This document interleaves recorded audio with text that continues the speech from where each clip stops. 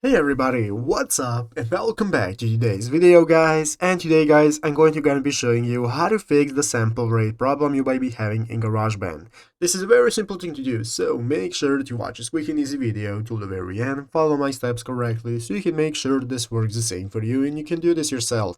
But yeah guys, let's get straight into it. So the first thing you want to do is to go ahead and open up the official GarageBand application on your mobile phone if you have not already. If you do not have the application, just go to the App Store and download it. And after opening it up, you'll be greeted by this main page right here, which is the home page where you can find all the instruments you can play, you have your audio recorder and so on.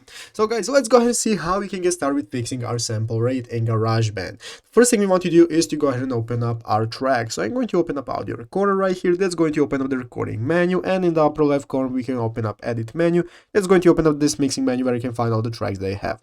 So now in the upper right corner we can click the settings icon, and here we can get started with messing with our tempo. So guys, the first thing you can try is to go ahead and change the tempo of your track to get it in sync with your sample rate so that you have a better export when exporting the song. So you can play around with the options right here, but if you go into the upper left corner, click the arrow pointing downwards, that's going to open up the My Songs option. Here we can get started with saving our song. So here is our project, and if you long hold on the project that you want to save, oops, let me go back. So let's go ahead and open up My Songs, and now if you go ahead and long hold on the project, you can see one of the options is going to be called share. So what you want to do is click on share, and once clicking share, we want to select the song option. So once you click on song, here you can go and select your sample rate. So you can take a look if you want high quality, highest quality, and so on, so you can get your desired sample rate and export it in that.